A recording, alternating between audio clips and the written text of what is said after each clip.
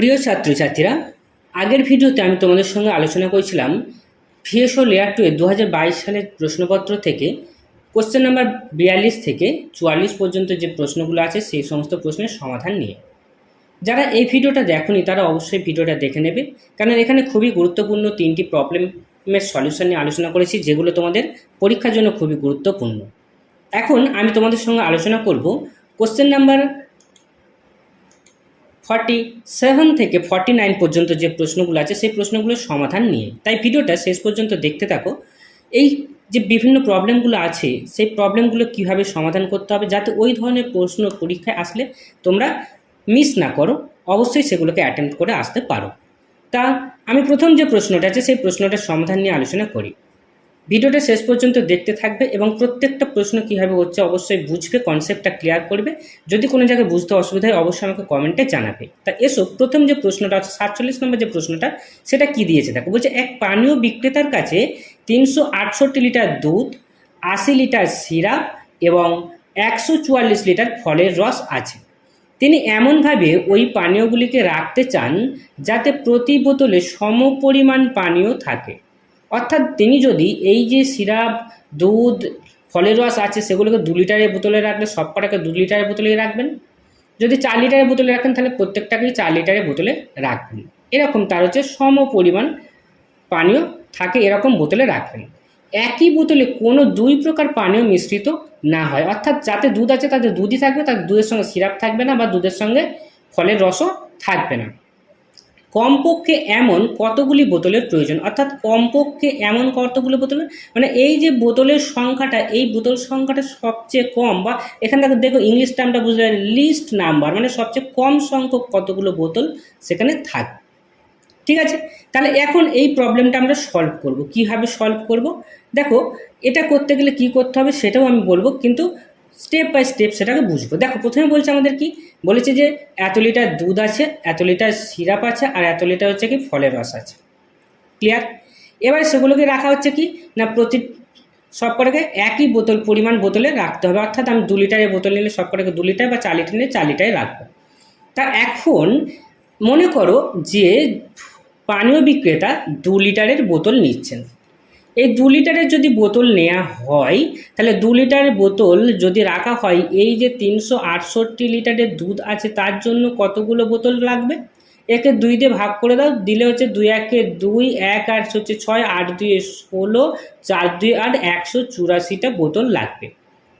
ঠিক আছে, আমি মনে করো এটাকে এই হচ্ছে কি 2 লিটার না নিয়ে 4 লিটারের বোতল নিচ্ছি, 4 লিটারের বোতল নিচ্ছি। তাহলে 4 লিটারের যদি বোতল নেওয়া হয় এখানে কতগুলো বোতল লাগবে দেখো, 4 দিয়ে একে ভাগ করো, 4 দিয়ে ভাগ করলে হচ্ছে 4 9 36, 4 2 8, তাহলে কতগুলো বোতল লাগছে? আরও কম সংখ্যক বোতল লাগলো। দেখো এখানে 184টা বোতল লাগছিল, এখানে লাগছে কত? 92টা বোতল লাগছে। তাহলে এরকমভাবে আমি যখন এই হচ্ছে যে বোতলের পরিমাণটা, বোতল যে পানীয়টা নেবে তার কোয়ান্টিটির পরিমাণটা যদি বেশি হয়, তখন কি হচ্ছে, আমার যে বোতল লাগবে সেই বোতলের সংখ্যাটা কি হবে? একে একে কমে যাবে, তাই তো? তাহলে আমার কি দরকার? আমার হচ্ছে যে বোতলটায় ভর্তি করব সেই বোতলটা যেন সবচেয়ে বেশি পরিমাণ নিতে পারে জল বা পানীয়, হচ্ছে কি এখানে পানীয় আছে, পানীয় ভর্তি করতে পারে, এটা আমার দরকার। তাহলে সেটা কি? অ্যাকচুয়ালি যে বোতলটা নিচ্ছি সেই বোতলটা হচ্ছে যে কোয়ান্টিটি পানীয় নেবে সেটা কি হচ্ছে, সেটা হচ্ছে এই যে লিটারের সংখ্যাগুলো রয়েছে, এই লিটার সংখ্যাগুলোর এগুলো হচ্ছে সব গুণনীয়ক। এগুলো সব কি? গুণনীয়ক। 2টা কি ছিল? 2টা এই 368-র গুণনীয়ক, আবার হচ্ছে কি 80-র গুণনীয়ক, আবার 144-এর গুণনীয়ক। 4টা একইভাবে কি হচ্ছে না 368-র গুণনীয়ক, 80-র গুণনীয়ক আর 144-এর গুণনীয়ক। ঠিক আছে, এবারে এই যে গুণনীয়কগুলো হবে সেই গুণনীয়কগুলোর মধ্যে সবচেয়ে বেশি যেটা সেটা আমরা নেব। যখনই সবচেয়ে বেশি সেটা নেব, এই বোতলে জল, আমি সবসময় জল বলে ফেলছি, পানীয়টা যে নিচ্ছি সেই পানীয়টা যদি বেশি পরিমাণে নিতে পারি, সবচেয়ে বেশি পরিমাণে নিতে পারি, তাহলে বোতলের সংখ্যাটা আমার কম হবে। যেহেতু আমাদের এখানে চেয়েছে কি কমপক্ষে কতগুলো বোতল লাগবে, তাহলে আমাদের কি দরকার? আমাদের তো গুণনীয়ক তো দরকার, এই যে সংখ্যাগুলো অর্থাৎ হচ্ছে কি 368, 80, 144, এদের হচ্ছে গুণনীয়কগুলো দরকার। ঠিক আছে, আর কি দরকার? সেগুলোর মধ্যে হচ্ছে কি সাধারণ গুণনীয়ক একটা নেব, যেটা হচ্ছে সাধারণ গুণনীয়ক নেব। মানে সব কটাকে যে গুণনীয়কটা নিচ্ছি, ধরো 368 অনেক গুণনীয়ক হতে পারে, 80 অনেক গুণনীয়ক হতে পারে, 144 অনেক গুণনীয়ক হতে পারে, তাহলে সেই গুণনীয়কগুলো নিচ্ছি, কিন্তু সাধারণ নিতে হবে, কেননা সেই গুণনীয়কটা যেন একেও ভাগ করতে পারে, একেও ভাগ করতে পারে, একেও ভাগ করতে পারে, সেই জন্য সাধারণটা দরকার। আর কি দরকার, আমার এই কোয়ান্টিটিটা হচ্ছে সবচেয়ে বেশি হতে হবে, অর্থাৎ গরিষ্ঠ হতে হবে, তাহলে আমার গরিষ্ঠ বা সবচেয়ে বেশিটা দরকার, কেননা আমার হচ্ছে বোতল সংখ্যাটা কম হতে হবে। তোমরা এখানে বুঝে গেছো যে বোতলে হচ্ছে কি, আমি এই 2 লিটার নিয়ে দেখেছি 184টা বোতল লাগছে, 4 লিটার নিয়ে দেখেছি 92টা বোতল লাগছে, তাহলে আমার কি সবচেয়ে বেশিটা দরকার, তাহলে গরিষ্ঠ সাধারণ গুণনীয়ক দরকার। তাহলে এই যে সংখ্যাগুলো আছে 368, 80 আর 144, এদের কি করতে হবে, আমাদের গরিষ্ঠ সাধারণ গুণনীয়ক অর্থাৎ গসাগুটা আমাদের নির্ণয় করতে হবে। তাহলে গসাগুটা নির্ণয় করে নাও, তোমরা সবাই নির্ণয় করতে পারবে, আমি নির্ণয় করে রেখে দিয়েছি। এদের গসাগু হচ্ছে কত, এদের গসাগু হচ্ছে 16। তাহলে আমাদের যে হচ্ছে কি বোতলটা নেব, এই যে বোতলটা, এই বোতলে কত লিটার থাকবে, এটা হচ্ছে 16 লিটার জল নিতে পারবে, এরকম বোতলে হচ্ছে কি ভর্তি করা হবে এইগুলোকে। তাহলে 16 লিটার ধরবে এরকম বোতল নেওয়া হচ্ছে, তাহলে 16 লিটার ধরবে এরকম যদি বোতল নেওয়া হয়, তাহলে এই যে 368 লিটার দুধের জন্য কতগুলো বোতল লাগবে, 80 লিটার সিরাপের জন্য কতগুলো বোতল লাগবে, 144 লিটার ফলের রসের জন্য কতগুলো বোতল লাগবে, সেটা আমাদের নির্ণয় করতে হবে। তাহলে সেটা আমি নির্ণয় করে নিয়েছি। দেখো সেটা হচ্ছে কি 368 লিটার হচ্ছে কি দুধের জন্য লাগবে, 368 ভাগ 16 মানে 23টা বোতল লাগবে। 80 লিটার হচ্ছে কি সিরাপ আছে, সিরাপের জন্য 80 ভাগ 16 মানে হচ্ছে কি 5টা বোতল লাগবে। আর 144 লিটার ফলের রস, তার জন্য 144 ভাগ 16 মানে হচ্ছে 9টি বোতল লাগবে।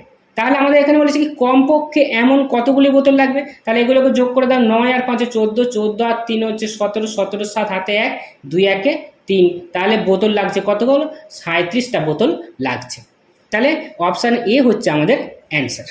আশা করছি অঙ্কটা বুঝতে পেরেছো, যদি কোনো জায়গায় বুঝতে অসুবিধা হয় অবশ্যই আমাকে কমেন্টে জানাবে। তাহলে আমি প্রথমেই তোমাদের বলে দিতে পারতাম যে এটা গসাগু করতে হবে, এই 368, 80, 144, জাস্ট আমি ব্যাখ্যা করলাম কেন গসাগু করব, সেই ব্যাপারটা বোঝা দরকার, যাতে এই টাইপের অন্য প্রবলেম আসলে অন্যভাবে যদি ভাষাটাকে চেঞ্জ করে দেয়, যাতে তোমরা বুঝতে পারো যে গসাগু করতে হবে, সেই আইডিয়াটা যাতে আসে, সেই জন্যই ব্যাখ্যা করা। এসো আমরা নেক্সট প্রবলেমটা সলভ করি। দেখো নেক্সট প্রবলেমটা বলছে যে এম এর যে মানের জন্য এই যে একটা রাশি দেয়া আছে, সেই রাশিটি পূর্ণ বর্গ হবে। দেখো এখানে আমি দেখতে পাচ্ছি যে এটা হচ্ছে 11.98 ইন্টু 11.98 আছে, তার মানে এটাকে আমি লিখতে পারি 11.98 তার স্কোয়ার লিখতে পারি, প্লাস তারপরে কি আছে 11.98 ইন্টু এম, প্লাস এটা দেখো 0.02 ইন্টু 0.02, তাহলে এইটাকে আমরা লিখতে পারি 0.02 তার হোল স্কোয়ার।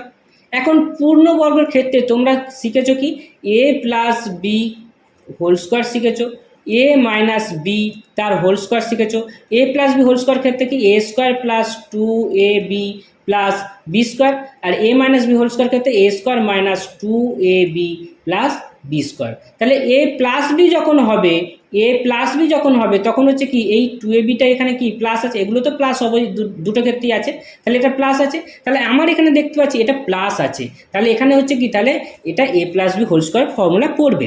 তাহলে A plus B whole square ফর্মুলায় যদি পড়ে, তাহলে এখানে কি দরকার, এখানে একটা 2ab দরকার, কেননা এ স্কোয়ারটা আছে, বি স্কোয়ারটা আছে, তাহলে একটা 2ab দরকার। 2abর মধ্যে এটা যদি এ হয় তাহলে এটা আছে, এটা আছে, তাহলে এবার কি এখানে ঘাটতি পড়ছে কাকে, ঘাটতি পড়ছে হচ্ছে 2টাকে আর হচ্ছে বিটা হচ্ছে 0.02,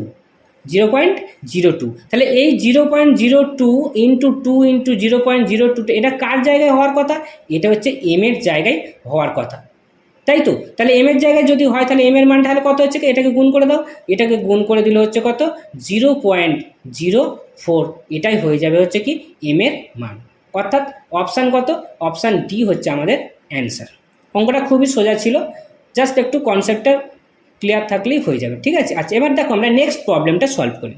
দেখো এখানে বলছে পি কিউ দুটি বাড়িতেই কিছু সংখ্যক মানুষ আছে, মানে মানুষ থাকে, 15 জনকে যদি পি থেকে কিউতে পাঠানো হয়, যে এটা যে হবে দুটি বাড়িতেই সমান সংখ্যক মানুষ হবে। আবার যদি কিউ থেকে পিতে 20 জনকে পাঠানো হয়, তবে পিতে মানুষের সংখ্যা কিউ এর দ্বিগুণ হবে। তাহলে পিতে মানুষের সংখ্যাটা কত হবে সেটা দেখতে হবে। আচ্ছা, আমার পি আর কিউ, তাই তো? এখানে মনে করে নিচ্ছি এক্স জন আছে, এখানে মনে করছি ওয়াই জন আছে। এখন কি হচ্ছে না, 15 জনকে যদি পি থেকে কিউতে পাঠানো হয়, তাহলে দুটো বাড়িতেই সমান সংখ্যক মানুষ আছে। তাহলে 15 জনকে যদি এখান থেকে পাঠিয়ে দেওয়া হয়, তাহলে এখানে 15 জন লেস হয়ে গেল, আর এখানে 15 জন কি হচ্ছে, এখানে 15 জন বেশি হয়ে গেল। হলে বলছে যে দুটো বাড়িতেই কি সমান সংখ্যক আছে, তার মানে এক্স মাইনাস 15 সমান হচ্ছে কি ওয়াই প্লাস 15। এটাকে যদি আমরা সমীকরণ করে নিই, এই ওয়াইটাকে এদিকে নিয়ে চলে এসো, তাহলে এক্স মাইনাস ওয়াই, এই 15টা এদিকে আসলে প্লাস হয়ে যাবে, 15 আর 15 এদিকে 30 হয়ে যাবে। এই একটা আমরা সমীকরণ পেলাম। এবার আমরা নেক্সট দেখি, বলছে আবার কিউ থেকে পিতে 20 জনকে পাঠানো হয়, তাহলে কিউতে কতজন রয়েছে, ওয়াই জন রয়েছে। তাহলে তার থেকে কি হচ্ছে, কিউ থেকে পিতে 20 জন পাঠাচ্ছে, তাহলে এখান থেকে 20 জনকে পাঠিয়ে দেওয়া হচ্ছে। কোথায় পাঠানো হচ্ছে, পিতে হচ্ছে হয়। তাহলে হচ্ছে কি, তাহলে পিতে তাহলে ছিল এক্স জন, হয়ে যাবে কত, 20 জন আরও বেড়ে গেল।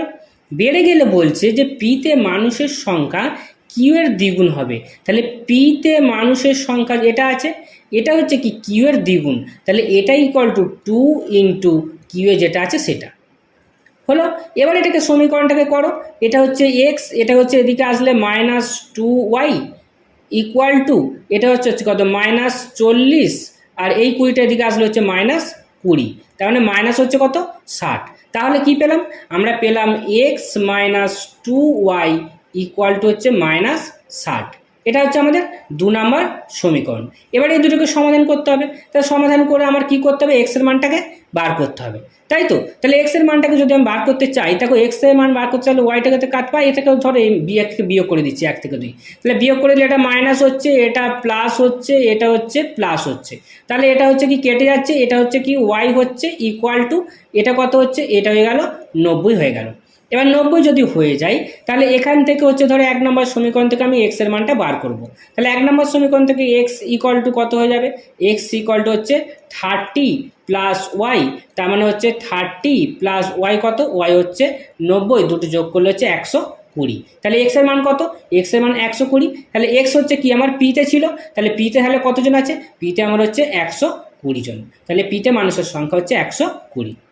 আশা করছি অঙ্কগুলো বুঝতে কোনো অসুবিধা হয়নি। যদি কোনো জায়গায় বুঝতে অসুবিধা হয় অবশ্যই কমেন্টে জানাবে। আমি অ্যাকচুয়ালি এই যে 2022 সাল 2024 সালে যে প্রশ্নগুলো এসেছে সেই প্রশ্নগুলোর সমাধান নিয়ে আলোচনা করছি এই জন্যই, যাতে পরীক্ষায় ঠিক কী ধরনের প্রশ্ন এসেছে সেই সম্পর্কে যাতে তোমাদের কনসেপ্টটা ক্লিয়ার হয়, এবং সেই ধরনের প্রবলেমগুলো কীভাবে সমাধান করতে হবে সেই সম্পর্কে একটা মেন্টালি তোমরা প্রিপেয়ার থাকো। তা অবশ্যই তোমাদের যদি কোনো ক্ষেত্রে কোনো অসুবিধা হয়ে থাকে, কোনো অঙ্ক, অবশ্যই আমাকে কমেন্টে তোমরা জানাবে। আমি অবশ্যই তোমাদের সেই প্রবলেমটার সলিউশন নিয়ে আলোচনা করব। এছাড়া আমার কাছে যেটা মনে হবে যে তোমাদের পরীক্ষার জন্য এই অঙ্কটা ইম্পর্টেন্ট, এটা তোমাদের জানানো দরকার, অবশ্যই আমি তোমাদের জানিয়ে দেবো। এছাড়া অনেক ভিডিও দেওয়া আছে, মডেল কোশ্চেনগুলো সলিউশন দেওয়া আছে, 2024 সালে প্রশ্নের সমাধান দেওয়া আছে, আরও বিভিন্ন স্যাম্পল কোশ্চেন্সের সমাধান প্লেলিস্টে দেওয়া আছে, সেগুলো যারা দেখোনি অবশ্যই তারা দেখে নেবে। তাহলে পরীক্ষার জন্য প্রস্তুতি নিতে থাকো, যেখানে অসুবিধা হবে সেখানেই আমাকে তোমরা জানাবে।